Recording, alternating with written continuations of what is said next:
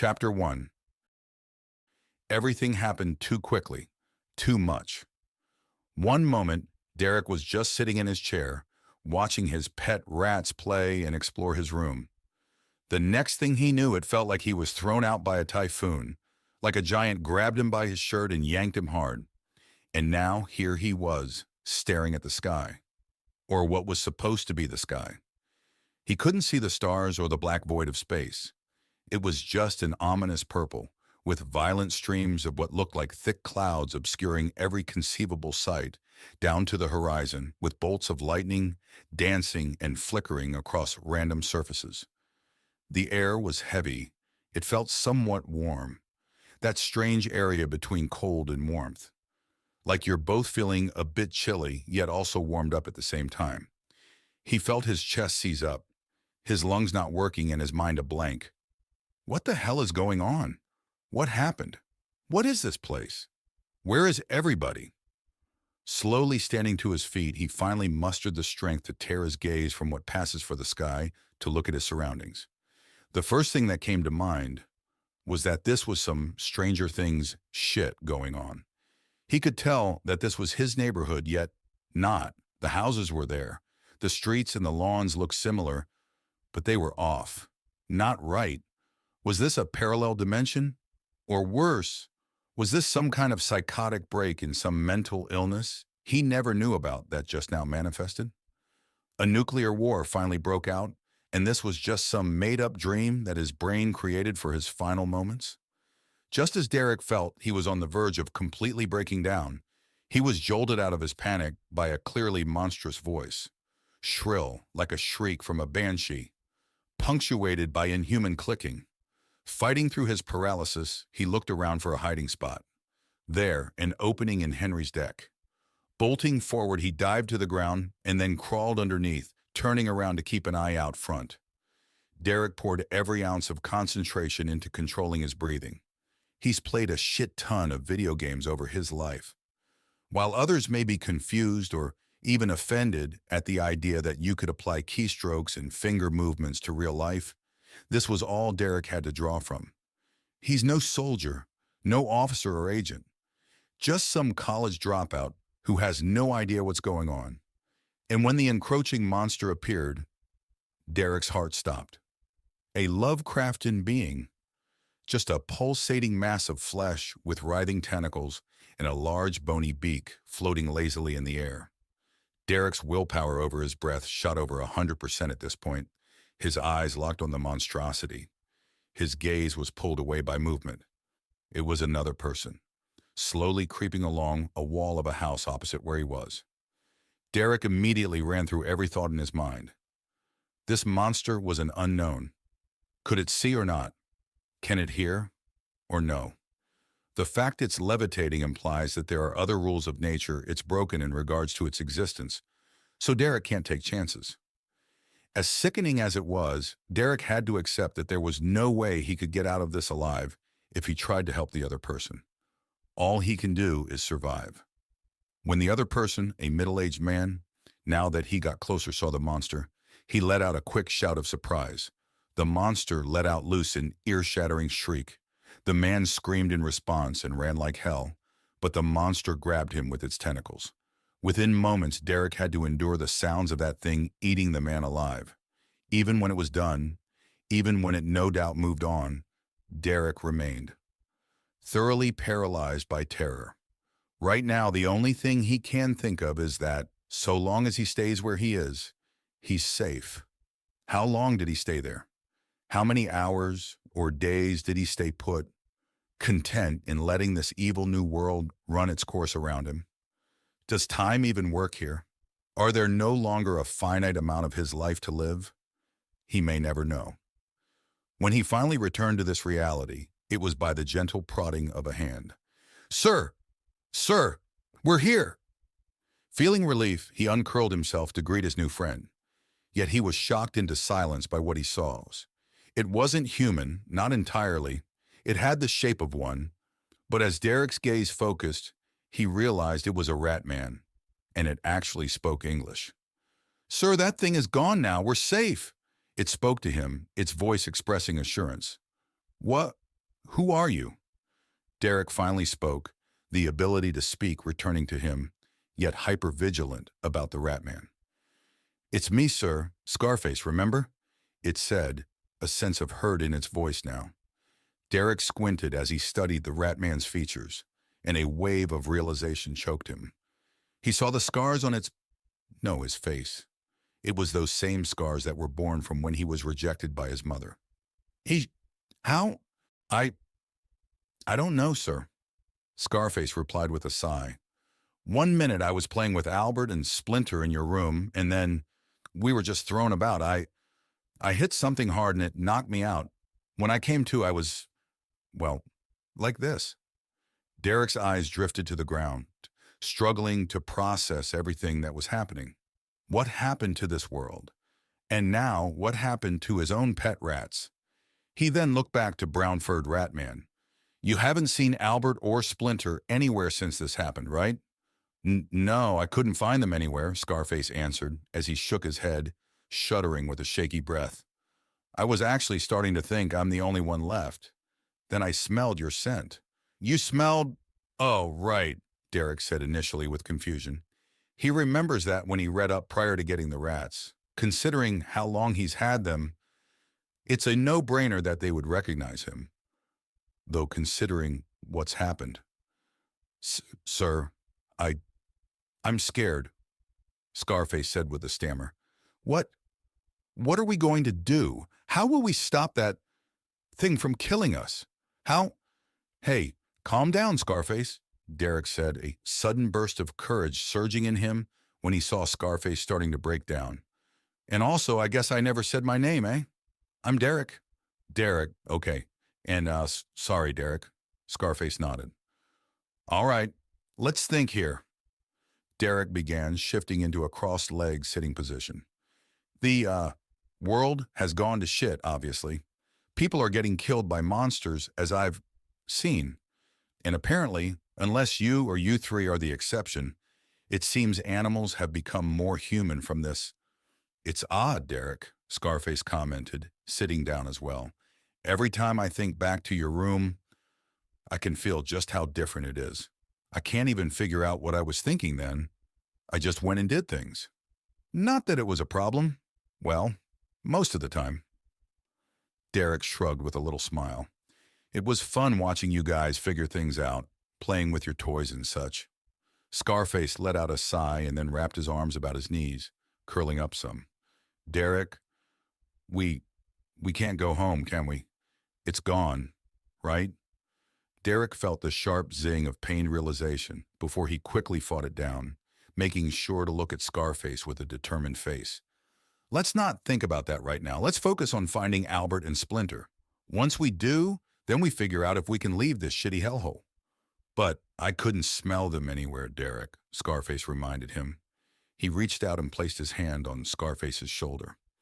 Even though Derek was expecting it, he still felt somewhat surprised at the warm fur that he felt. Doesn't mean they're dead, all right?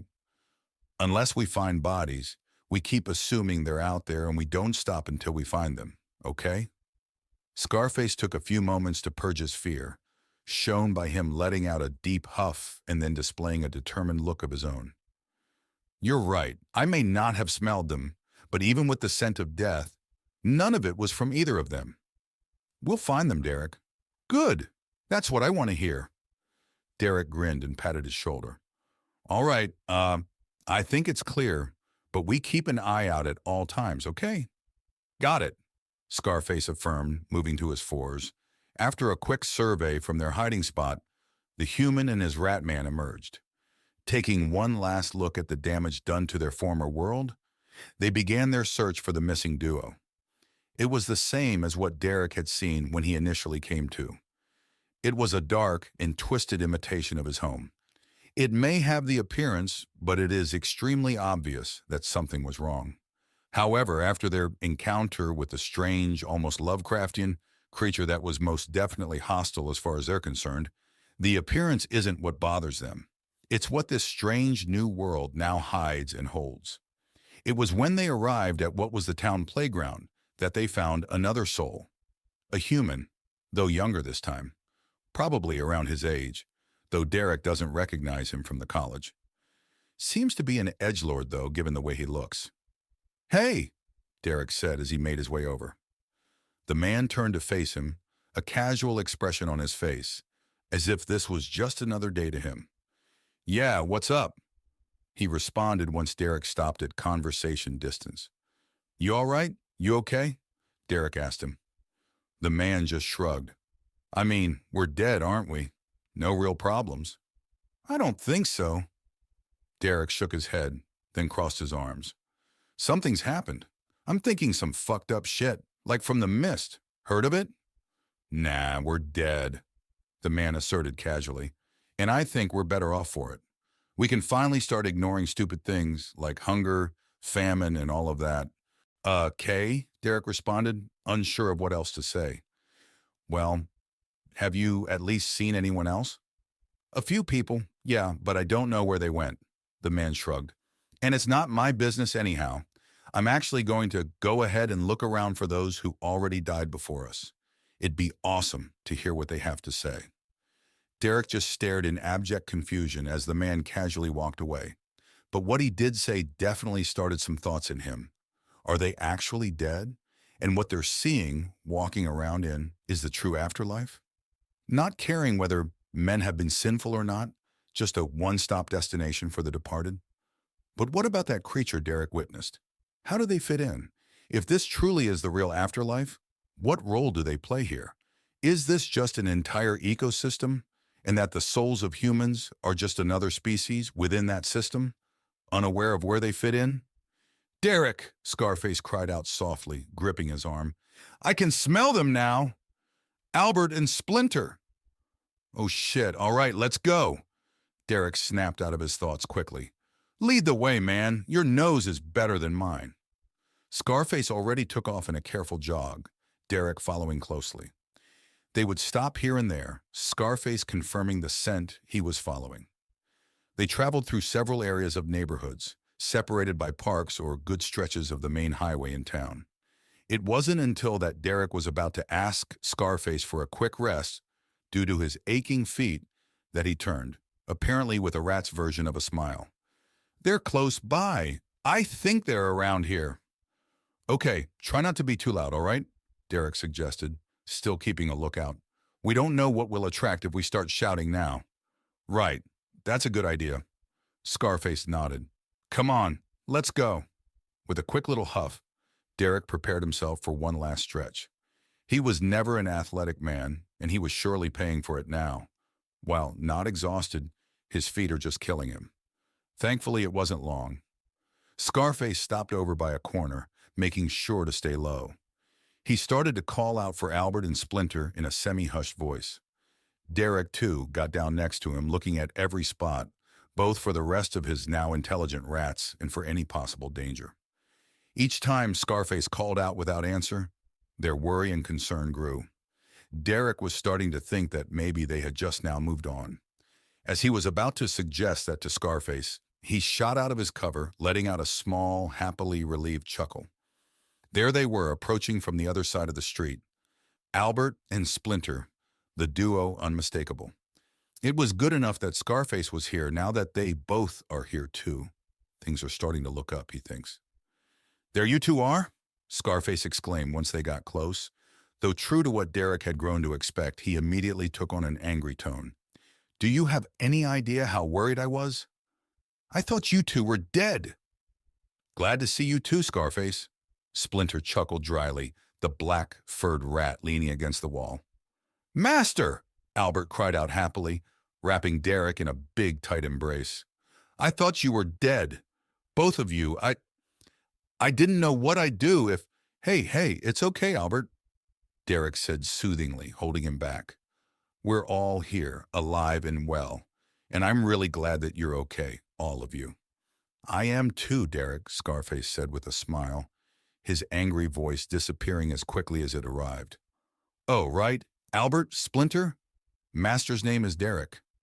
"Always thought you had a name," Splinter commented. "Wasn't sure if I'd ever hear it." "Derek, what do we do now?" Albert asked once he let go. "I mean, our home. It's gone and I don't know any other places." "We'll figure something out. Derek said confidently, feeling the same surge he did when he saw Scarface's struggle earlier. Just not sure what to do about those things running around here. You saw them too? Splinter said as he stopped leaning. Giant monsters with the weird arms and mouths? Had to hide from one. Derek nodded grimly, the sounds he heard already sickening him. And, well, gotta hear what happens if you let it catch you. Derek, Splinter muttered once he realized, then taking in a sharp breath to recompose himself. All the more reason not to let them catch us then. Well, we need to find somewhere safe. We can't keep moving forever, Derek stated. Have you guys seen anything that'll do? Like a large place? Stores or warehouses, those things? We've seen pretty big buildings, but I don't know what you mean by stores or something, Albert said with a shrug, then looking somewhere else with a confused face. Hey, why is Scarface over there? Derek looked to where he meant. Scarface was down the street, standing still, his gaze locked on something. After motioning for the others to stay put, Derek jogged over to where Scarface was. Hey, what's up? Scarface then pointed out what he was watching. There, see them? He saw. It was like a sea of ghosts, a discomforting, undulating motion across the collective. Yet they're moving, if slowly, moving towards them. Derek saw a couple of them actually go inside a few buildings. If those things are hostile, there's too many to take on, Derek stated, feeling the almost burning sensation of adrenaline from his very bones in his hands. We need to move, and fast. Agreed. Scarface nodded, though his gaze turned to the sky. But I don't think that's the only problem. See what's going on with the sky there? In the direction away from those things? Derek looked where he meant. He knew what he was seeing. It was a storm brewing, dark violet clouds roiling almost fearsomely, quickly in the distance. Massive arcs of lighting striking the ground below. Derek looked back at Scarface. That's a storm, and by the looks of it, a full-on thunder and lightning storm at that. Wait, is it the one that makes that really loud noise and bright lights? Scarface asked quizzically. Derek nodded in response, to which Scarface then muttered, Albert. Shit, Derek remembered after a few seconds. While they never came often, they still do arrive periodically during the year. Albert is terrified of the storm, taking a day or two just to go back out. We don't have a choice. Derek sighed. We've got nothing on us. No tools, weapons, anything. It's just all four of us with our fists, feet, and teeth. And even then, it's basically ghosts that you'll just pass right on through. I hear you, Derek. Scarface nodded, giving a few quick glances back at the slowly approaching glob of dark, ghost-like creatures. But I promise you this. If we do have to fight, either them or something new, stay behind me. I won't let anyone touch you or the others. If it's anything like what you did with Splinter that one night, that'd be a relief, Derek said, desperately needing humor to keep himself calm. He pissed in my food, Scarface bursted out with pure anger. Yeah, and you both terrified him and me, Derek responded, giving out a half smile. I actually thought you were about to kill him. And you wouldn't do that if someone else did the same? Scarface continued to shout, his teeth clenched. No, actually, I wouldn't, Derek answered simply. I mean, yeah, it'd piss me off, but I wouldn't, grab a hammer and beat their heads in. Not wasting any more time, Derek and Scarface jogged back to the others, who were clearly waiting on what was going on. Sorry, guys, but we need to move, Major Trouble. Derek broke the news. And Albert, sorry to say this, but we'll have to move through a storm if we're to avoid that trouble. T, through the storm? Albert asked with a little squeak of rising terror. You mean where it makes the bright light and loud noises? We'll all be right with you, Albert, don't worry, Splinter said in a calming voice. Just stay with us, okay? Albert, I need you to trust me, okay? Derek asked, approaching the scared albino. I wouldn't do this if I didn't think we'd have to, okay? I know how much you hate thunderstorms, so that just means how bad the trouble is coming our way. After a few shuddering breaths, Albert nodded at him with an attempt at determined focus. I do, Derek. Just don't leave me alone and I'll try my best. Promise, Derek said with a smile, then looked around for a bit. I don't know anywhere specific to go. So with that in mind, let's just keep moving as long as we can until things seem quiet. Stay in cover, keep your heads down and your eyes open, or your nose is high, or something like that. I don't know. Ready? Scarface said confidently. The other two confirmed with a nod. Taking in a deep breath, Derek gave the order. Thanks to how slow the mob moved, Derek and the group were well distant by the time they reached where they were. He had no intention of seeing if they were hostile or not with the sheer difference in the numbers they had. Back on the road, and with his feet practically burning red-hot with aching exhaustion now, he spent most of his energy silently cursing whatever god existed for letting this happen, and at himself for continuing to be a lazy ass. Though he will admit this is something nobody could predict. But he doesn't care. He just really regrets not spending time doing at least a basic fitness routine. The storm's getting closer, Albert spoke out, his voice giving clear evidence of his struggle. Yeah, it is. Derek responded with a nod after looking at the horizon. Let's try and get a little more distance, then start looking around for shelter. Yeah? Agreed. Splinter nodded, having his arm wrapped around Albert for comfort. You okay there, Derek? You're walking a little odd. Just some issues with my feet. I'll handle it. Derek waved off, focusing on correcting his gait. They're hurting, aren't they? Splinter asked in a serious tone after watching him for a few moments. There's no danger in taking a few moments to relax. Whatever those things are, they're not chasing us, if they even know we're around. I think we're safe for a quick few seconds of a break. Don't let me hold everyone back. I'll be fine. Derek replied with a firmer voice. Sorry, Derek, but we're taking a break, Scarface said in a semi-growling voice.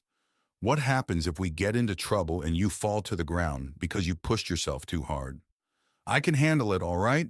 Derek shot back, annoyance growing in his voice. I'm not going to go all baby on you guys and complain about some sore feet. I'll keep going, however far we need. You know what? In that case, Scarface immediately dove forward and swept his arm against Derek's legs. During his fall, Scarface caught his upper body with his other arm, now carrying Derek in his arms. There, we can keep moving and your feet can get a break. What? Hey, Derek exclaimed, writhing a bit in surprise. God damn it, put me down. I don't need to be carried. Yes, you do, Scarface shouted right in his face. Now shut up and relax. Derek put on a stink face and crossed his arms. Even though he's not actively protesting, he hasn't accepted it fully either. Scarface just let out an annoyed huff and continued his pace with the others. Even now, I'm still basically a fucking child, Derek muttered under his breath. Derek, Scarface warned through clenched teeth, his limit fast approaching. Both of you, quiet now, Splinter demanded all of a sudden. Like I said, still a fucky plap.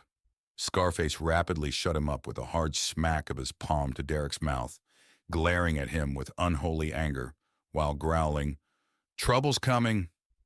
That shut him up for good. Looking around nervously, he saw that the trio were highly on edge, as if making absolutely sure they were right. And they were. That horrid screeching and clicking pierced the air, piercing Derek's very own heart, surging his body with the ice-cold grip of terror. Silently, Splinter motioned for them to follow him. Dashing over to the side of a street, they were entering an alleyway when Splinter got down to the ground and looked underneath a tight spot. After spending a few seconds, he pulled away and pointed towards it, and then Albert crawled underneath it. Derek knew what the plan was. He immediately moved Scarface's hand away and tried to get off. I can't go in there. We'll help you, Derek, but we have to hide now, Splinter said in a hushed voice. Punctuating his point, the human-hunting monster let loose another screech. No, I literally can't. I can't fit there, Derek protested again, starting to look around. I'll figure something out. Just go and hide. We're not abandoning you. Now let us help, Scarface growled, already bringing him to the ground. Knowing there was no use, Derek submitted himself. With the screeching signaling its approach at Splinter's direction, he made sure his cheek faced the ground. He felt them grab his arms and drag him in, and it was just as he feared. There was virtually no room.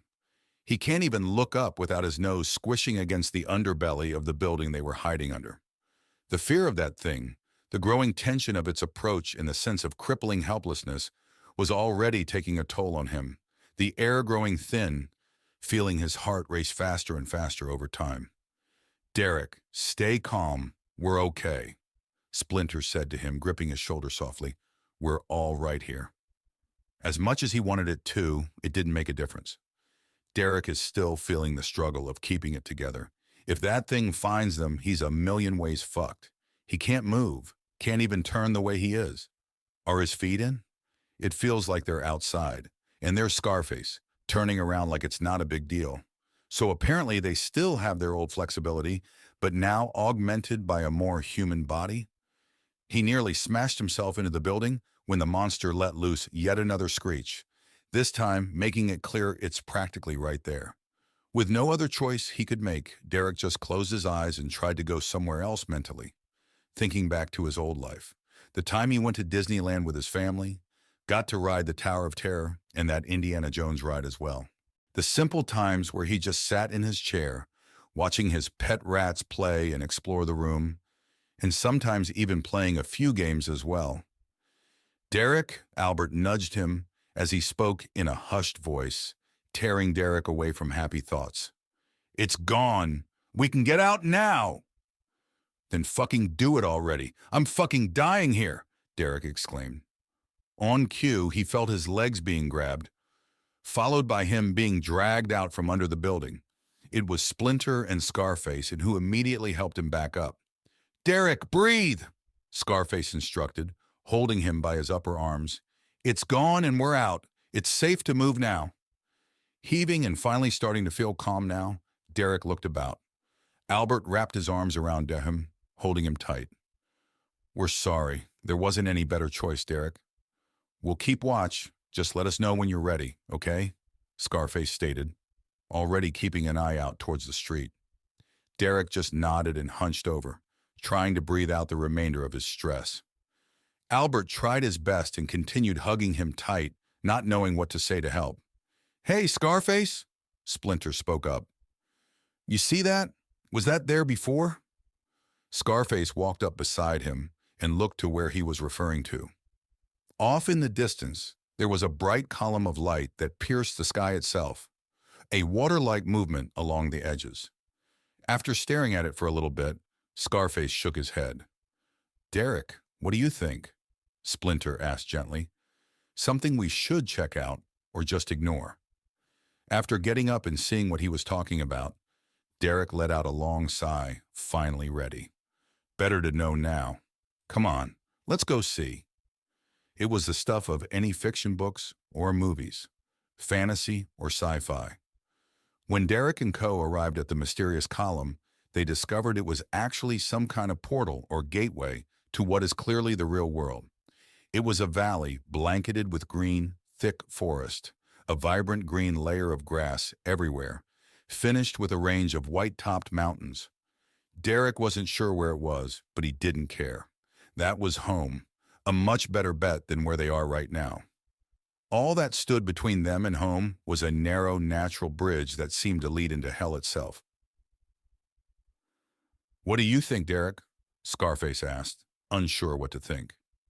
"Should we step in or no?" "Of course we should," Albert exclaimed. "That's home right there. Why wouldn't we?" "But how do we know it's actually home and not some trap?" Splinter commented, eyeing the portal warily. "We don't know anything about this place." "I say we take that chance," Derek said firmly, eyes never leaving the scene. "All together, okay? And make it quick." "I think the storm's on top of us," Albert insisted, looking above. With one final moment of preparation, they began their entry through the portal. As the first among them was about to touch the event horizon, the storm struck. In a split second, Derek lost every thought he had. Every muscle in his body clenched or flexed without his say-so. And when he came to, he was dangling off the side of the bridge, Scarface desperately holding on by his ankle. "Derek, hang on, I got you!" he screamed.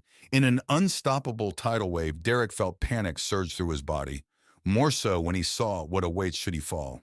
Fighting everything in his body, he scrunched up to try and offer his hand to Scarface. Fate had other plans. Another lightning struck right next to Scarface.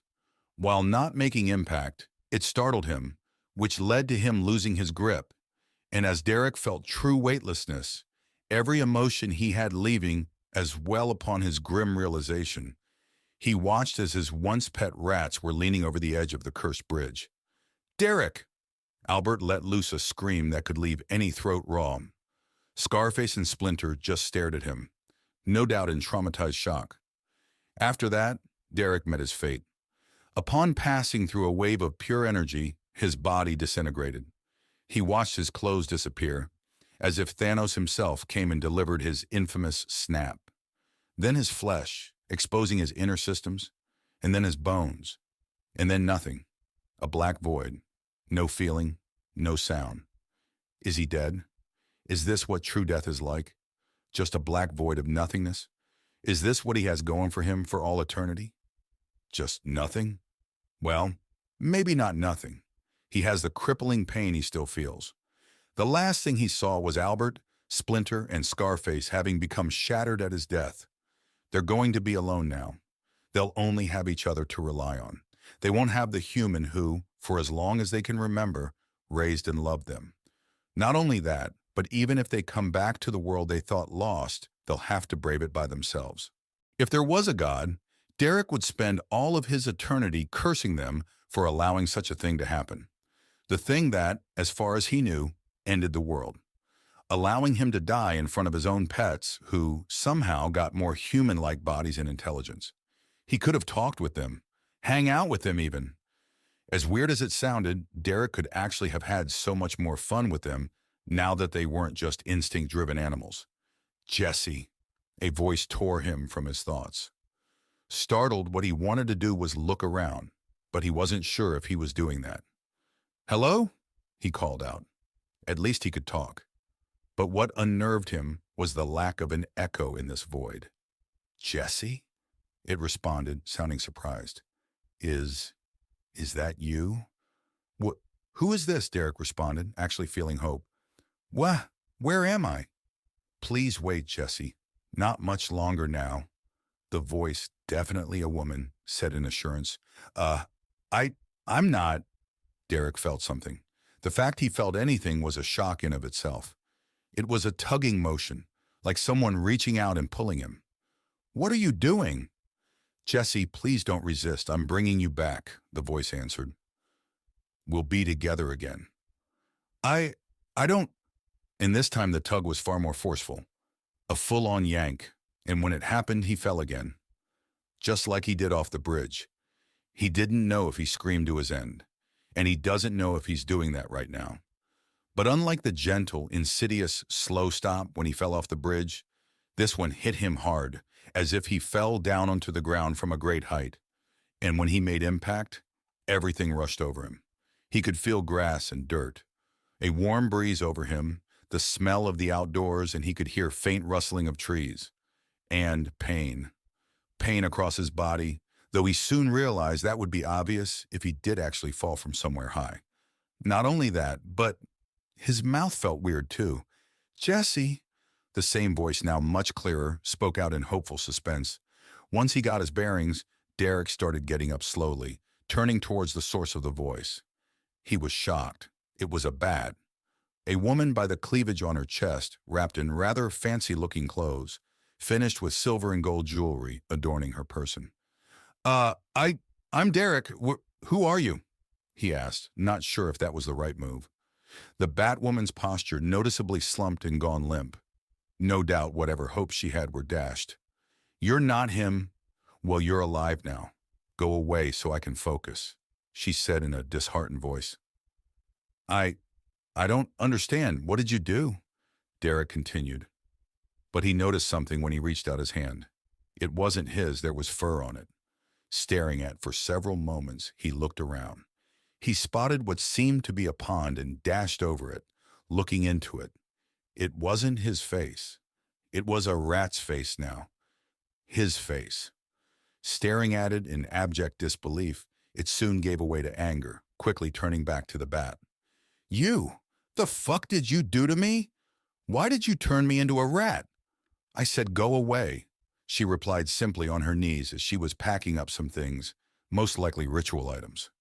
Enraged, he promptly moved in front of her and promptly squatted down, forcing their eyes to meet. "No, I'm not going anywhere until you start talking. Right fucking now." The Batwoman glared at him intensely, not saying a word. He's not backing down at all, doubling down even. After many tense moments, the Batwoman seemed to have finally given up with a sigh. "Okay, Pramel, you win. You're a Redrak because you lost your body. How, I don't know and I don't care. If I did the ritual any different, you would just be a spirit bound to this land. But instead, I offered up the body of a Redrak as a new host for your soul. That's why you're, what did you say, a rat? That's why you're a rat." What? Derek stammered. "The fuck are you talking about?" She sighed, one of pure, tense annoyance. "Many things have changed since your people controlled this world. Your children and their children may have forgotten what you brought. But your people live on. That's all I'm going to tell you.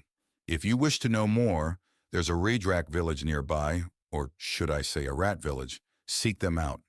Bother me anymore, and I will flay your soul back to the ether." Chapter 2. Derek could only stare at the Batwoman as she continued to pack her ritual items. He could only just stand there, barely able to process what was told to him. Humanity was gone. Or rather, he really did witness the end of the world, and that a new one appeared in its place. Or is this all still part of his weird coma-like state that he must be in? "The fuck are you talking about?" Derek finally exclaimed. "Things have changed." "What changed? And what do you mean with all of that children may have forgotten shit?" The Batwoman shot a glare filled with dripping malice for a moment, then returning to cleaning up. Derek ended up returning back to staring at her, still at a loss to what he was told. He then looked over his arms once more. Yes, they did indeed have gray fur on them. At least his hands were human-like in structure, so there's that. And he could also feel something he's never encountered before. Looking behind, he found his tail. He ended up doing a mental double-take at that thought. He has a tail now. "The Redrak village is in that direction," the Batwoman directed. "There is a road a few minutes in along the way. Follow it, and you'll arrive there." "What? That's it?" Derek asked indignantly with a shrug. "You just fucking rip my soul out or something from wherever I was, stick me in some rat body, and then you up and leave? And who the hell is this Jesse you're asking for?" "Jesse is my one and only master," she replied, her voice carrying a hint of emotion in it. "Just like you were. He too is trapped in the ether, and I will free him, whatever it takes." That sounded familiar. Then he remembered. Albert called him Master when they found each other. So if that's the case, so this whole thing, that's why you're doing it, to get Jesse back? Derek questioned, speaking more softly now. "Can you tell me what he's like? What you know of him?" "He was the only person who treated me well," she answered, close to choking a few times from emotion. Then she caught herself and glared at him. "This is the last time. Do not bother me again. I can't afford to be distracted." "Then at least answer me this." Derek stopped her. "This whole thing, am I like a slave to you or something? Will I drop everything to do as you ask?" "No," she said simply. "I would never do that to Jesse, or rather, when I thought you were Jesse. You're entirely free. Think of this as resurrection, or perhaps more appropriately, reincarnation. Goodbye, whoever you are, and good luck to your new life." Derek's mouth moved to speak, but nothing came out. He just watched as the mage secured her belongings and began her travels, wandering into the dense woods, soon disappearing from sight. Ever so slowly, he started to look around.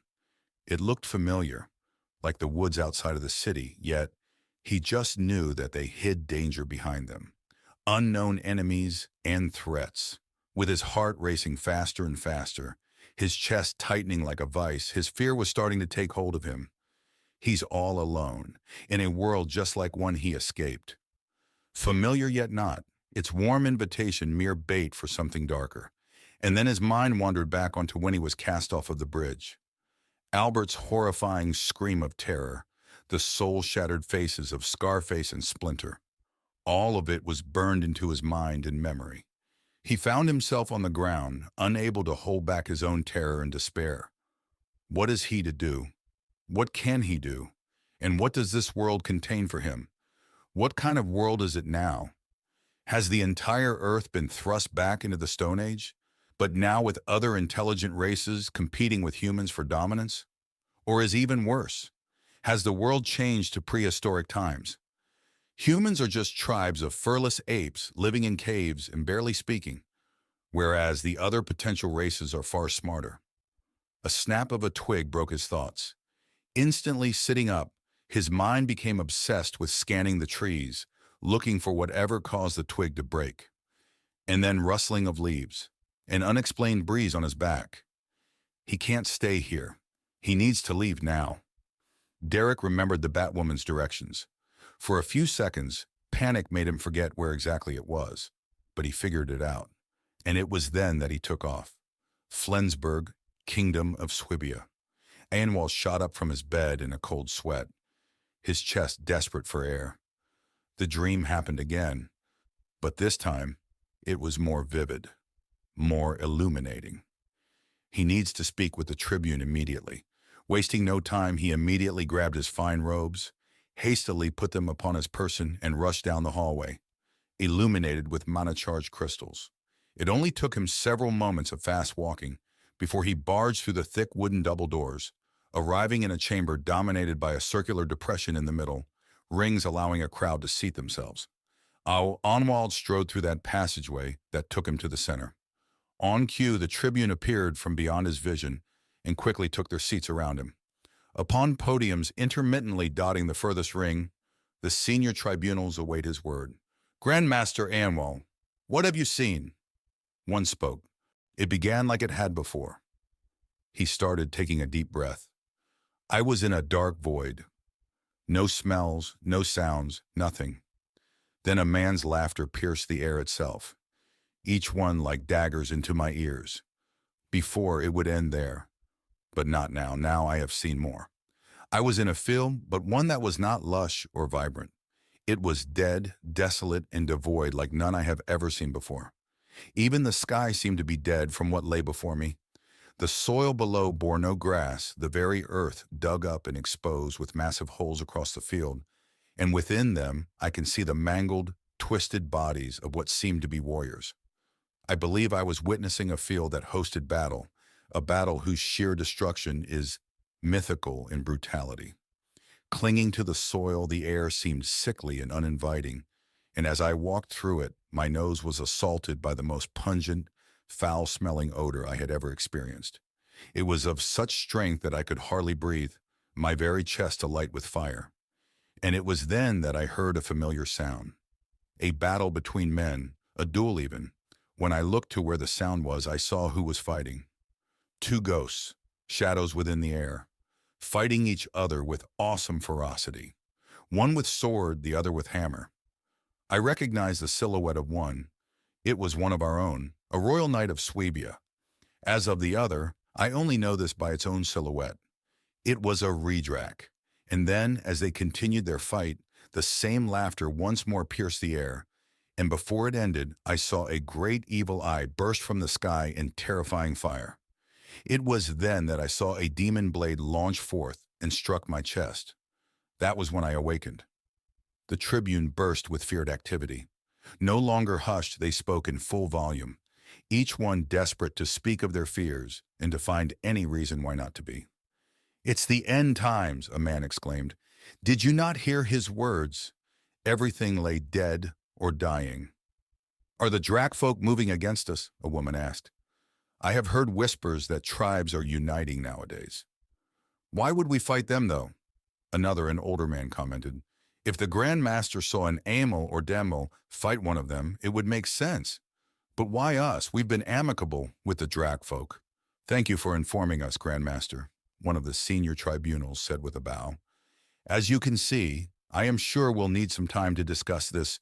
development. Let me know as soon as the discussions are over, I am eager to hear your thoughts. Ayawonswal bowed in return, the aged Hamel promptly leaving the tribune's hall. Well, Dalin, ... In a sense, I suppose we should have been ready, the first senior tribunal said with a chuckle. Up until now, it was more likely it would have led to something ominous than encouraging. Yes, I had that feeling as well. He nodded, the brown-skinned Hamel still processing the new piece of the dream. This is, well, grim, to be obvious.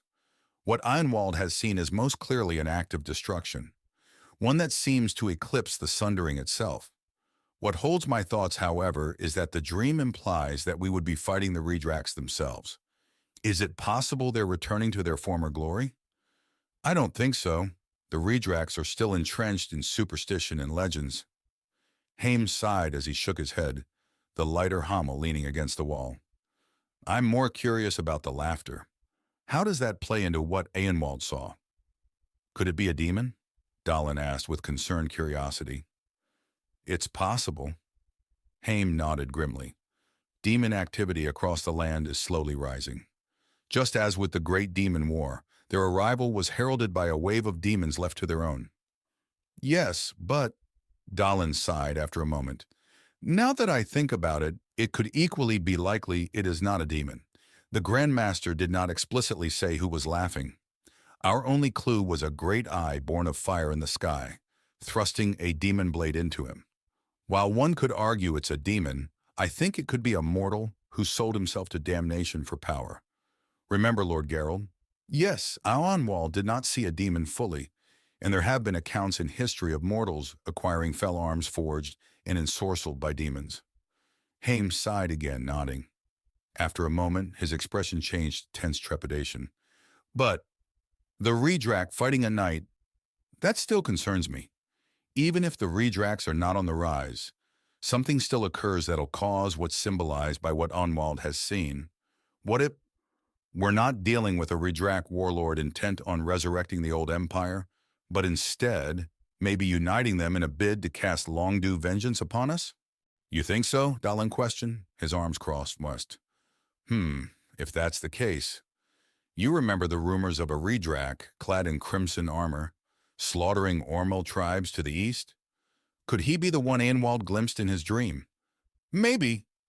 Haim nodded with his fist upon his lips in a quizzical manner, but then his eyes grew wide. You remember the three great Redrax? Dalin gave a confused shrug. Barely. Why do you ask? One of the greatest mysteries thus far of history is that their bodies were never found. Haim said, voice carrying rising fear. What if they were never found, because they were never dead? Even if those three survived the Empire's defeat, they're not immortal, Haim, Dalin countered. The fall of the Empire occurred almost 1,000 years ago. Nobody, well, save for a very few Emil, can live for such a long period of time. Still, Haim said with hesitance, we can't ignore the fact that a Hamel knight was battling a Redrac. We can't ignore any possibilities. Have you heard any news beyond Athel's shield? Nothing out of the ordinary. Dalin shrugged casually. Redrac villages continue to deal with life a day at a time thus far. Let's keep an eye on them for the time being, Haim said. We'll need to focus on anything that may seem insignificant, but could be a sign of what's to come. Warriors who show uncommon skill, leaders who are uniting villages together. Fair enough. Dalin nodded. After a moment, he then said, And the king? Considering how little information we have, we shall continue to withhold this. Haim answered simply, Continue until clarity rewards our patience. Never forget the sundering. Never forget. Dalin nodded grimly. Now then, shall we hear what the others think of this? The Darkwoods.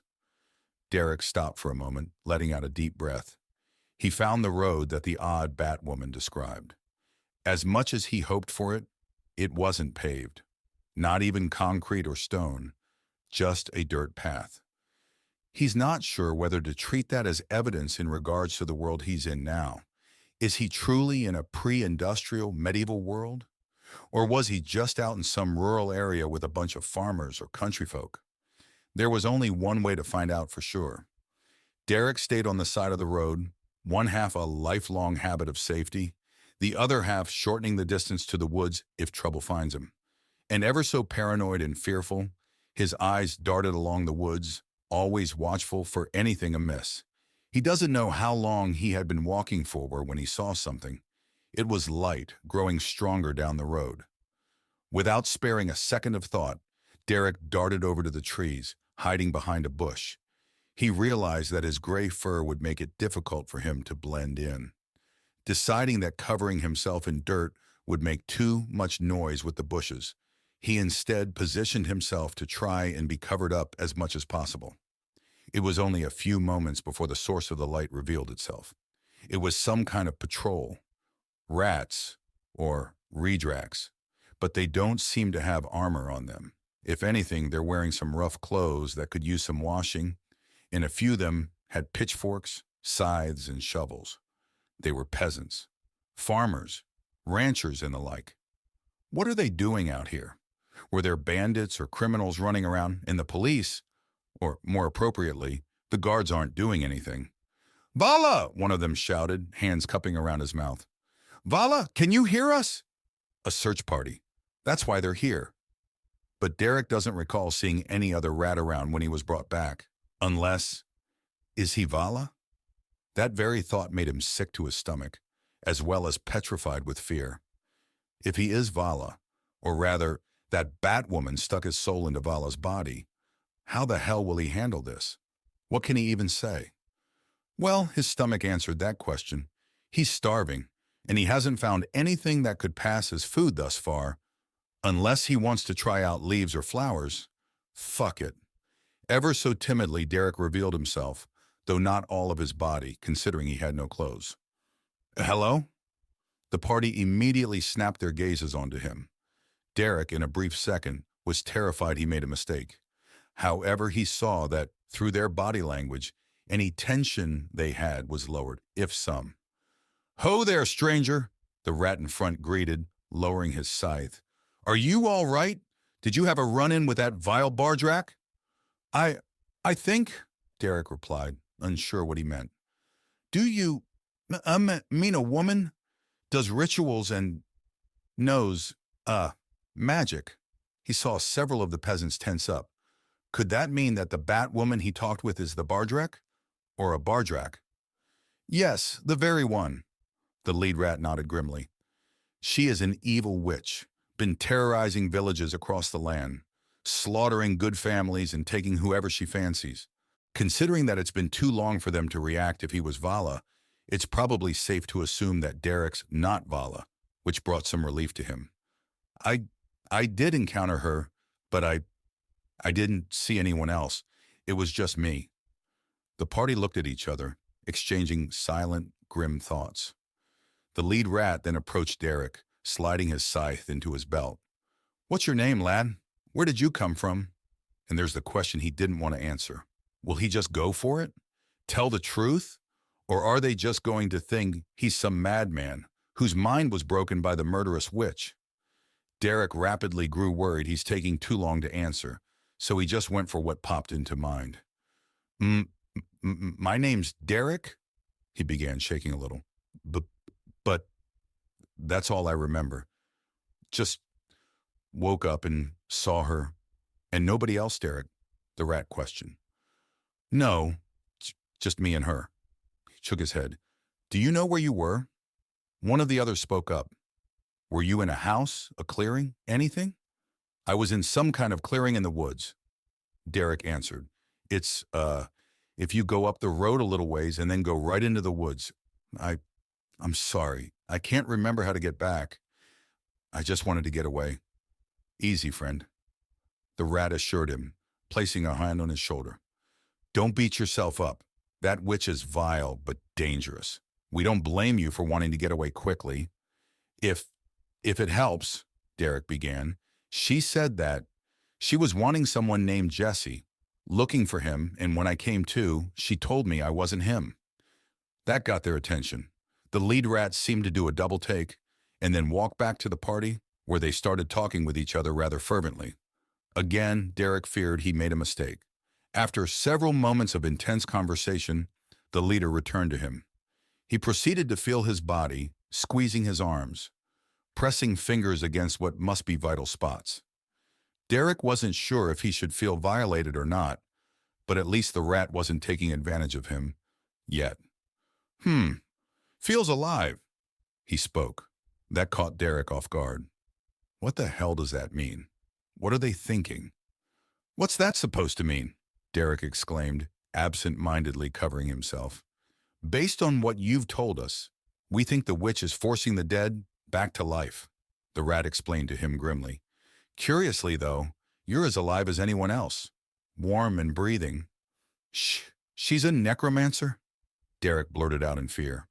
While he would have been excited at the idea of necromancy, now that it actually is real, reality is making him realize the dark implications. What? The rat shrugged in confusion. Never mind. Can we leave now? Derek rapidly changed the subject, feeling the pang of hunger in his stomach again. I don't know how long I've been wandering, and I'm practically starving right now. Here, this'll help, one of the party members exclaimed, rushing forward with an apple, at least something that's familiar. After giving his thanks, Derek tore into the apple like a ravenous wolf, not even caring about hitting the core or the seeds. Aye, starving seems the right word. The lead rat nodded with a chuckle, then let out a sigh. All right, everyone, let's return home. Vala may still be missing, but at least we found someone. Celebrate victories we can get, right? We'll search again tomorrow. For this night, rest up. Although Derek was extremely self-conscious given his lack of clothes, he was grateful he had the safety of a peasant search party helping him back to civilization. It took some time, but they arrived at the village that the necromancer pointed out. The village itself seemed to be using stone as its principal building material, walls and roof. Although Derek expected some rundown, dirty, and disheveled collection of buildings, it was actually surprisingly well made. The walls looked rather perfectly flat, and the roofs perfectly shaped instead of just blocks of stones set in a way to give the appearance of a slope. The dirt road soon transitioned into an actual stone pathway, and just down a ways when the party began dispersing, Derek spotted what was clearly a fountain in what appeared to be the village square. All right, so maybe things may not be as bad as he thought. My name is Jaunt, by the way. The lead rat introduced himself, extending a hand. I'm the local Tiban for this village. Oh, Derek responded, grasping his hand, recognizing that the title is of importance. A great pleasure to meet you, sir. I don't know where I'm from. That's fine, lad, Jaunt said with a chuckle. There's plenty of room here. You're more than welcome to stay here, so long as you keep your nose clean, that is. Don't worry, sir. I have no intention of making trouble here, Derek replied. Good to hear. Jaunt nodded. Now then, let's find some threads to cover yourself up, unless you're that proud of yourself. Not really, no. Derek gave a nervous chuckle.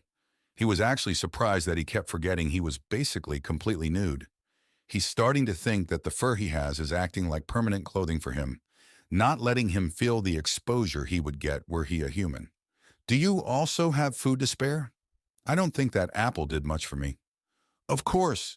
Come, Jaunt said happily, leading Derek to what he assumed was his home, somewhere in the eastern Devil's Spine Mountains. Hagrim Ironhead was livid. Here he was living the good life up in the tall rocks with his boys, hitting anyone stupid enough to not have enough boys to protect their shinies. And now, some reddies came out of nowhere and is smashing up his camp, slashing his boys. Oi, what you gawking about for? Hagrim shouted at one of the Ormal boys, stomping forward in his heavy iron armor. Those reddies are slashing up our boys good. Why ain't we slashing them back? We's trying, boss, the Ormal replied nervously. But we just can't hit 'em. Either too fast or too hard, and they smashing us up good. Then get faster or harder. Hagrim roared, raising his spiked iron club high. They is just reddies. Kill 'em already. Boss? Another one of the boys ran up beside the war boss, heaving. We's found him, the blood-covered reddy. He's chopping up our boys good. Hagrim let out an excited chuckle, gripping his club tightly. Good. I'm in a murdering mood now. Show me where he is and tell the others to back off. That reddy's mine. With a nod, the Ormal guided Hagrim to where the fearsome Crimson Redrak was carving a bloody swath of carnage through his boys. Dashing around treacherous and windy paths through the rock-filled slopes, cleaving or dodging Redraks who reached them as they waded through various sites of battle, Hagrim knew when he found him. There he was, the Redrak, covered head to tail in blood-red armor, slicing many Ormals effortlessly in pieces with each swing. Never pausing, never hesitating. As they drew closer, Hagrim grew even more excited, not only at the fun challenge he was about to get, but he could hear the sheer fury in that Redrak's voice. Each roar and scream letting loose a wrathful bloodlust that he knew all too well. "Oi, ready!" Hagrim roared with every air in his lungs, his voice carried far and loud above the battle. Hagrim was already charging when the armored rat responded and looked towards him, letting loose the Ormal's signature battle cry. "Here we go!" The Redrak sidestepped him and charged his overhand strike, both hands far above his head. Hagrim already saw it coming and swung hard above him, parrying that great long sword the armored slaughterer wielded. It was a battle that demanded attention, every single Ormal and Redrak stopping their attacks to watch in sheer awe, all of them instinctually forming a circle around the unseen ring of combat. Hagrim, being the biggest and meanest Orcish Ormal there was in all of the Devil's Spine Mountains, delivered savage and powerful strikes. The Redrak, on the other hand, revealed incredible experience and control in spite of his appearance of being a frenzied berserker, easily dodging, parrying, and counterattacking the Ormal's barbaric attacks. And that already proved the advantage. Despite the relentless and savage attacks of Hagrim, the only blows he could land was on the Redrak's blade. He, on the other hand, was not so fortunate, having to fight through mounting injuries and impacts upon his person, until finally he found his opening. Ducking low, Hagrim swung his club with every incredible fiber of strength he had and smashed it hard into the Redrak's knee. He was delighted in hearing the sweet sound of bones crunching and seeing the leg bending backwards. As always, though, he had to pay for it. The rat's blade slashed across his right eye, forcing him to put distance between the two of them to recover. And when he finally got his head back in the game, Hagrim was rendered speechless at what he saw. "Oi!" he exclaimed at the Redrak. "That ain't fair. You supposed to be crippled." Despite the leg clearly bending in a way it was not supposed to be, the Redrak was unfazed. Hagrim could hear him breathing hard, but he was still standing strong on both legs. "I'm sorry, Princess," the Redrak replied in a cold, malicious voice after looking at his leg for a moment. "Let me fix that." Ramming his blade into the earth, the Redrak bent down and gripped his leg with both hands. With stomach-turning pops, the Redrak forced his leg back into a reasonably proper shape. To further prove the point, the Redrak stomped his bad leg against the ground, demonstrating his ability to move despite the serious injury. Hagrim, still dumbstruck, could swear that he can see long lines of blood spilling out from within the armor plate and onto the ground below. "There, better?" the Redrak asked, his tone clearly mocking, after retrieving his longsword. Hagrim grit his teeth fiercely. "Oh, so now you's mocking me now, eh? Trying to make me look all small and weak by showing everybody yous can walk on a bad leg? Ha! Won't mean a thing when you're dead. Then stop talking and kill me already, you caking git." The Redrak responded with a low chuckle at the end. "That does it!" Hagrim roared, feeling his fighting spirit peaking. "Now you's gonna die slowly." Hagrim once more let loose a furious roar as he charged back at the Redrak, who was already prepared for him. Right as he approached the infuriating rat, the ground started to shake, knocking him off balance. After regaining his footing, he saw the ground split apart in a bright green light, feeling the earth itself dropping at his feet. He recognized this. It's a spell that one of the shamans would use. "I thought I made it clear this ready was mine," Hagrim screamed, bloody furious at his boys. Sorry, boss," one of the shamans higher up replied nervously. Was trying to help." The ground finally could hold on no longer. As he felt himself begin to fall, Hagrim, summoning every incomprehensible ounce of rage within him, released it into a terrifying scream, "You get!" And after hitting a rock that sent him spinning, Hagrum soon went to black, not knowing if he'll survive or not. Chapter 3. Hagrum awoke in a coughing fit, feeling his body burn fiercely. Taking a moment to look around, he was definitely at the bottom of the tall rocks. He could hear the sounds of a river flowing past him, with greenery along its sides. Around him were large rocks that came down with him when that stupid git of a shaman cast a spell in order to help him. Somehow he survived the long fall as well as the rocks tumbling with him. His rage surging back within him, he shoved off the rock that held him down and got back on his feet, ignoring the pain racking his body.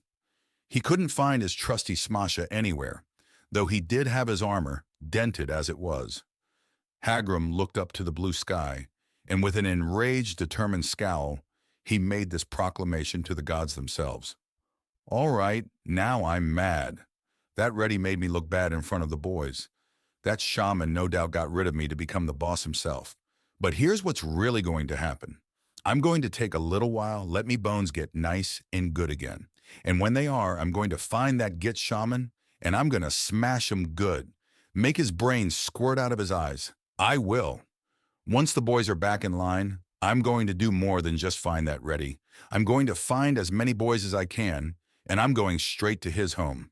Gonna smash up his camps, take his boys and girls, let the lads have fun with them, and nab all the shinies he got. And I ain't stopping until every single one gets a taste of me new smasha. Only then will I deal with that get ready. Then every single one on this huge ball of dirt will know me and the boys. Hagrum, Ironhead, and the Ironhead boys. Just you wait." Parnax Village. Derek wasn't sure what to make of what happened that night. He's still wondering if he had a fever dream or what. It started out fine. Jern took him to his home and made dinner. Derek couldn't remember the last time he forgot his manners and just tore into the food, desperate to relieve his empty stomach. It was when he went to bed that things made a very odd turn.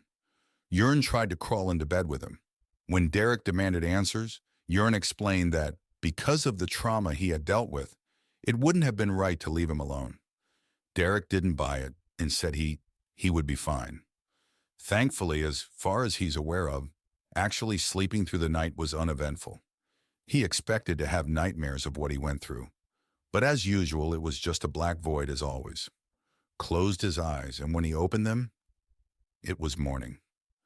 It was awkward seeing Jern again in what he thought was the living room. Derek wasn't sure how to approach him, given what he tried to do last night, but he noticed that Jern was rather quiet. Derek assumed that if he actually tried to take advantage of him that night, he would try to press the issue this morning, come up with justifications, or even gaslight him. But no, Jern was quiet, kept his answers short and simple. Derek didn't know how to deal with that. On the one hand, he's rather glad that Jern wasn't trying anything. But on the other hand, is it possible that he was wrong when it comes to how creepy men go about their second shot? Did Derek actually set him off? And he's currently planning on how to make his move, while also ensuring Derek had no say in the matter. He decided that he'd be on his guard, always on the watch. In fact, now that he's had a night or so to get his bearings, he's decided that the best way to survive, and also get away from Jern, is to learn about this world. Once he gets a general idea of how things work around here, he'll set off and begin exploring, figure out what it is he can do. He stopped in his tracks while walking down the road of the village. No, it's not just exploring. He's also searching. For the others, his pets, or rather, his best friends. Scarface, Splinter, and Albert. He remains still in place, leaning against the wall of a building. Are they even alive? If so, how would he even find them? They could be anywhere. Hell, they could have taken up new names, new lives. Where would he even start? What could he possibly use to try and get useful information from people for help? "Hey, you there!" A voice startled him from his thoughts. For a brief second, he thought it was Jern making his move. But no, it wasn't him. It was actually one of the members of last night's search party. Derek saw him while checking out the village proper. He was a shopkeeper in charge of what looked like general goods. Nurses, he believed to be the name. Yes? Derek answered nervously. How can I help you? Nurses, right? He nodded. Just got done talking with Jörn. Afraid of something? Derek felt his heart skip a beat. Were things even worse than he thought? Was there an actual ring going on in this village? Powerful, creepy men exploiting their influence and position to do whatever the hell they want? Derek had to answer. Why do you say that? Nurses shrugged. I just find it interesting that you narrowly survived an encounter with a vile caster who forces the dead to come back. Interesting that, as awful an experience that was, you seem to be well enough that you don't require the comfort and potential aid of a fellow Redrac should something happen in the night. Derek started to glare at the burly shop owner. What is it you're trying to say to me? Nurses approached him and glared directly into his eyes. Only those who hide dark secrets reject such a kindness. Orn thinks you're fully alive, warm and breathing. But I wonder, is it only for a time that during the night, that is when your true undead self reveals itself? Derek did a double take of pure surprise and shock. Are you shitting me? Really? That is what you think? Considering I can't think of a better reason, yes. Nurses nodded grimly, continuing to stare him down. Jörn offered to protect you, watch over you during the night. Should something happen to you, he would be there. If I were to have been at the mercy of one who possesses such evil intent as to force the dearly departed into rotting and shambling bodies to do their bidding, I would do anything to not have to suffer another night alone, to know that if they were to come back, someone would be there to be at my side. Derek couldn't think of a response. The sharp surge of indignant rage took over his judgment. I know what you two sick fucks are doing. Not going to work. You actually think I'm going to fall for that? Really? I know exactly what'll happen. As soon as I let my guard down, as soon as I start to trust you, that is when you start having your way with me. Now it was Nurses who did a double take of shocked surprise. What the cock are you on about, boy? I know the story. I've seen it many times before. Derek hissed. Men in powerful positions take advantage of that to do whatever they want without fear of the law punishing them. You, a respected shop owner. Jörn, the beloved Tybin of this place. It's a perfect storm for a disgusting crime ring. I didn't survive a necromancer just to have two old men who couldn't get enough to use me as some fucking toy. It's not going to fucking happen. You really believe that's what we're trying to do, Derek? Nurses questioned in pure awestruck disbelief. You think us capable, willing to do such a thing? Why else would you even try something like that? Derek responded, pointing at him menacingly. Who even does that? Nurses just stared at him, slack-jawed, for several moments before he finally regained the ability to speak. Everyone, Derek. Every Redrac across the known land has done it since before the Empire. Derek was taken off guard by that statement, his mind frozen by sheer confusion. All he could let out was, "What?" Nurses let out a sigh, his entire body language changing dramatically, from confrontational to comforting. Derek, where do you hail from? Who was the Tybin there? I don't know, all right? Derek sputtered, struggling to regain his mental footing. All I remember was waking up to that necromancer. Everything else is history, okay? Necromancer? Nurses muttered before giving a look of realization. Is that what they're called? Never mind. Derek, you must hear the truth in my words. That is not what we do, not what anyone does. Are you sure that's the only thing you can remember? Waking up to that necromancer? Derek caught himself. He's falling for their trap. Stop bothering me. You think I'm actually undead, eh? If that were true, then all I have to do is bite you and you'll become undead yourself. Stay away from me, both of you. What, Derek, wait, Nurses exclaimed. Once Derek turned around and rapidly jogged away.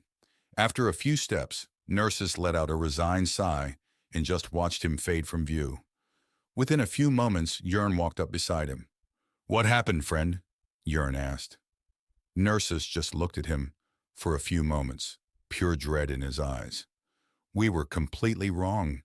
Even if Derek was indeed brought back to life, doesn't it make you wonder how he died? Wonder why he doesn't remember his home? Jörn looked at him suspiciously. Nurses, what are you about to say? He sighed and looked back to where Derek faded from view. I think the Taiban he lived under was an unspeakably evil man. Under the guise of being protected, Derek was used. And then killed. Jörn let out a shocked breath, needing a few moments to collect himself. Skaffin's fury, first that witch slaughtering people, kidnapping some, and now this? A Taiban being a demon to his own people? Jörn, what do we do? Nurses asked him, now fully facing him. Derek is completely convinced of our evil nature. How do we prove our innocence to him? Prove that is not who we are? Small steps first, friend. Jörn sighed, crossing his arms. We'll first have to see if he can even see reason, or if he'll be stuck in that way of thinking for the rest of his days. So, what do we do then?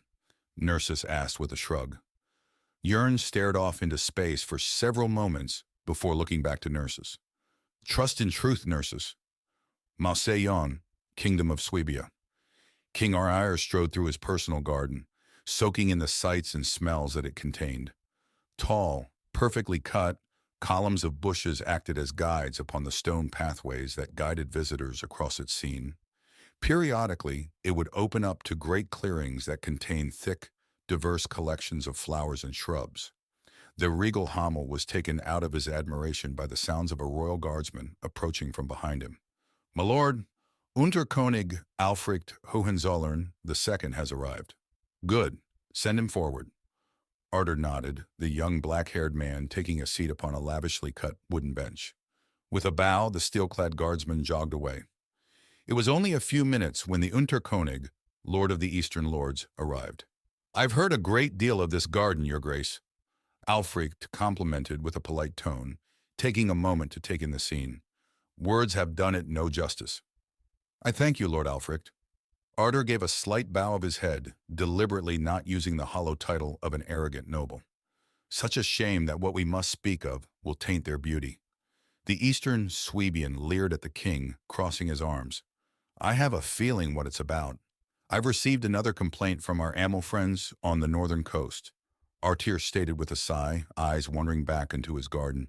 It would seem that some Hamel raiders from Eastern Swabia has attacked another caravan containing Dracs. Are you in need of assistance, Alfricht? The Unterkönig glared at the Swabian king for several moments. What do you wish of me to say? I've already spoken to my subjects. While I sympathize with their views, I have made it clear that I believe there is a better way to resolve this, one that will result in mutual benefit. Yes, that was a couple or so years ago. Arthur nodded suspiciously. And since that time, your subjects have proven to be rather unruly. I wonder, have we underestimated the severity of the issue, or is this revealing a far more grave problem? Alfricht scowled at the hint. You demand me to send out my troops and force compliance, or be put to the sword. King Arthur, this barbaric thinking is exactly why we prefer not to deign to speak with you on a deep level. For people who think highly of themselves, you're far more savage than you think you are. Now it was Arthur who glared at the loose-tongued lord. No, Unterkönig, it is your pitiful ideas that the commoners are equal to those far more capable than they that is causing such strife between us. This is how the world works. There are some, as cruel as it may sound, that are simply better than others. Think of it this way. Do you expect a blacksmith, raised and trained by many generations of smiths, to suddenly become just as skilled in manners of weaving? Alfricht gave an indignant shrug. How is that relevant? Do you actually mean to tell me that simply by the blood that they were born into, that is all they will ever do or be expected of in life?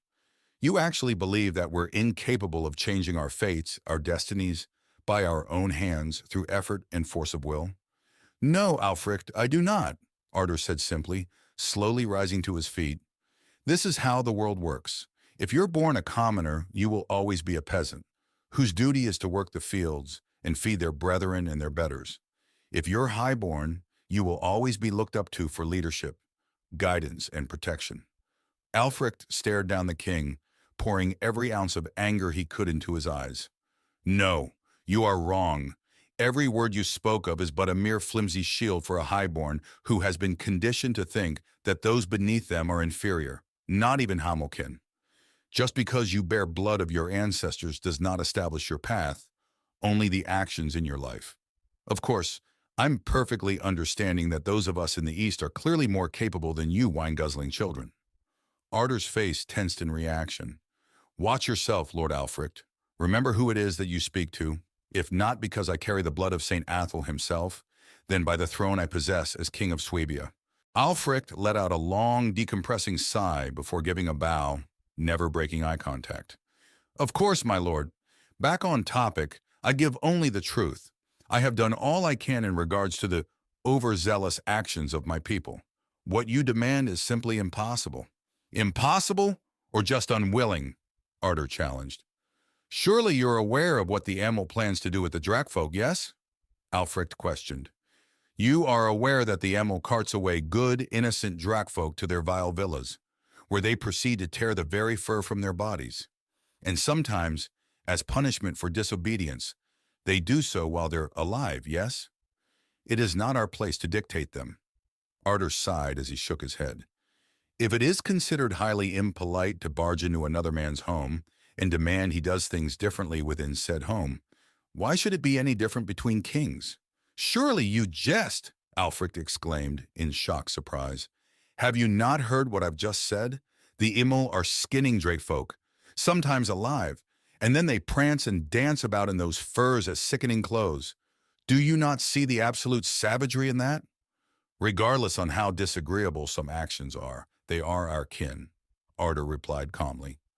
Just as they do with us, we must respect their ways. So that's it? That's all it takes? Just be born a Melfolk, and you can do whatever it is you wish then? Alfric exclaimed once more, throwing his hands into the air. The Amal tears furs off of innocent Draks. The Damel works them to death in the mines, and Athul forbid whatever it is that the Gummel does with them. That's all it takes to not have to defend yourself. Don't make an issue out of this. It's as simple as it is. Ardor sighed with annoyance.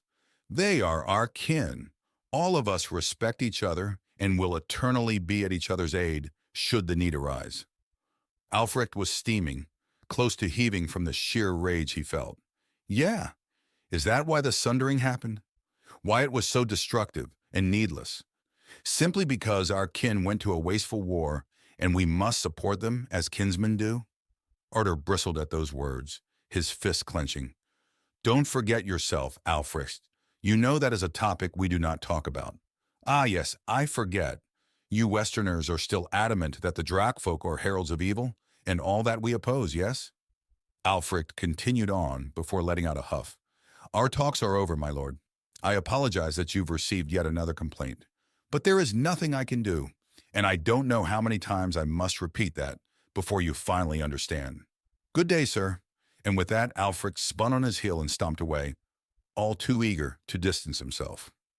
Ardor let out a long sigh, a testament to how much restraint he practiced. He then returned to his seat, wanting to return to savoring the experience of his garden.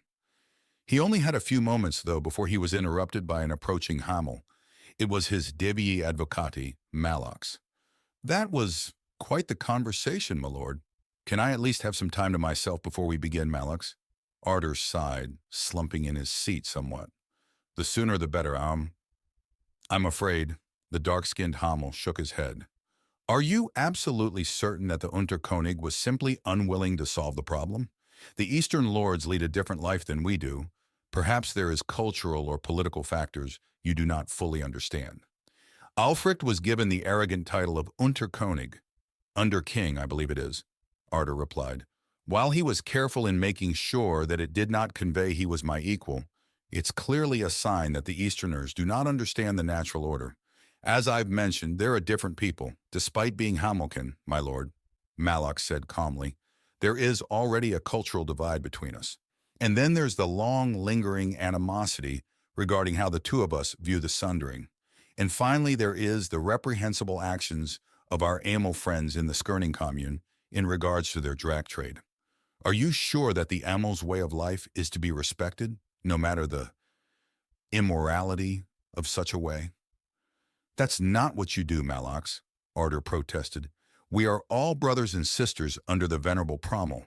That makes us kin, and kinsmen don't become tyrants to one another. It leads to chaos and infighting. While I do understand the Unterkönig and his subjects' views, that is the cruel reality we live in. If the Aiamel are adamant that such actions are vital to their economy, we must respect it. Very well, in the Sundering? Malox inquired. You're still convinced that the Mel folk have made the right decision, even after what the Order of St. Athel's Knights have said of it? The Order are a fickle people, Malox. Ardor sighed. One day they say one thing and another a different one. Even though every subsequent dream after the Great Demon War proved perfectly accurate, Malox questioned with a brow raised. Throughout the Order's existence, the dream about the Great War was the only time where the Order have had to correct themselves. Are you positively certain that there is no chance that us Melfolk have, shall I say, made a mistake? Ardor glared at Malox intensely. Yes, I am. The Order may have refused to be clear about that particular dream, but we all know it. The danger was too great. And may I ask you to clarify what the danger was? That's enough, Malox, Ardor stated coldly. I'm weary, and I wish to return to admiring my garden already. Leave me. Malox sighed, but bowed regardless. As you command, my lord. I am only here to help you reflect upon your actions. As Malox walked away, Ardor let out a sigh, finally able to relax. With his eyes wandering over his garden, he made a realization. The gardener missed a flower. He'll have to remember to bring that up should Artir find him. Parnak's village later that day. The village, once a place of safety and respite, has turned into something worse. Every corner, every street that Derek traversed, he could feel eyes and daggers in the shadows. He knew things would be different, even worse after whatever it was that ended the world. But he never thought he'd find himself be targeted by some medieval sex ring. He needs to leave, the sooner the better. But who can he trust? Jern already blabbed to nurses. Just like a virus, it's only going to get worse, fast. Derek needs to figure out how he can prepare himself for what will no doubt be a long journey on the road. Hopping between villages, figuring out how to defend himself from bandits and hostile wildlife. He just doesn't know who to trust. The person who sells food? Will they inform Jern and nurses of what he's up to? Will his food be poison to keep him silent? Can he even go to the local blacksmith for help? Derek just doesn't know what to do. He's slowly becoming convinced that his best bet is to just leave. Leave with only the rags on his back. It's going to be hard as hell, but it might just be his best shot at getting out, alive and well. Excuse me, Derek, right? A woman's voice interrupted his thoughts. Startled, Derek spun around. Yeah, what? He asked, in a tone he didn't mean to be confrontational. I've heard what might have happened back at your village, the woman said sweetly, her hands clasped together. We're so sorry that's happened to you. We promise you, what they did is unforgivable. The Taibon or whoever it was that did awful things to you, they are demons, and we would happily cut and draw them if we find them. Derek's mind froze. He had no idea how to respond to that. He ended up just silently walking away, the woman giving a concerned look as he did. What was that about? Is Jern trying something here? What that woman said, there's no doubt that she too knows about what happened last night. But the words she used. No, Jern is a man in incredible power. She probably is completely unaware of it. And yet, there has to be rumors going around. Carefully chosen words that, while sounding ignorant, are actually illuminating to those who know how to listen. Or even simple resignation. Jern is the Taiban. His word is law. If he wants something, we must provide it to him. You're the outsider, Derek, right? This time a man spoke to him. Startled once again, Derek simply responded, Who's asking? I know you just want to forget about it, but I promise you what those Rekkies did to you just makes us sick to our stomachs. The man growled with clenched teeth. If you remember anything, even a name, we'll find that Rekkie and make him pay, that we promise you. Derek could only stammer. Oh, okay, and then promptly moved away. What the fuck is going on? It's clear that people are starting to hear about what happened, but ... IT quote starting to sound like, he might be wrong? Is he really wrong? That Jörn didn't get into bed with him to try and exploit him? That he did it because he actually just wanted to help? It's an actual thing that these rat people do? Derek had never felt so confused before in his entire life. It's becoming clear that unless Jörn is very good at hiding what he does, he may not actually have been doing such things. But no, this is a medieval-era village. People are extremely close in comparison to what humans were like before that apocalypse happened, and much easier to leverage connections and isolate naysayers. But those people are making it clear that they're disgusted by what they think happened. And above all else, Derek's never even gotten close to being involved in a rape scandal, woman or man. How would he even know what to look for? All he's got thus far is that some guy tried to get into bed with him. Maybe he is wrong.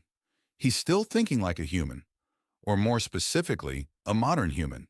He's clearly in a completely different world. Rat men in a medieval world. But goddamn, if he's wrong, Derek isn't even sure what he'll do if he's proven wrong.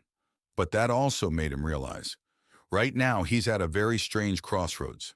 Right now, the people here think that his old village Taiban abused him under the guise of protecting him during the night, or whatever the reason was. He could just go for it and tell them the truth, that somehow he's a human who was trapped in some alternate dimension for a time, and then brought back as a redrak by the necromancer looking for someone who was also trapped. Would they even believe him? Hell, do they even know about humans? Will that just make a bad situation even worse? Gaining the reputation of being a madman who makes up ridiculous stories for attention? And possibly being hated and despised for almost ruining an innocent T-Bon's reputation? What the hell is he going to do? Derek needs some peace to think. He spotted the tree line of the forest that borders the village. That's as good a place as any. Clutching his head in sheer confusion, Derek made his way over to try and find peace and quiet so that he can properly think this whole thing through.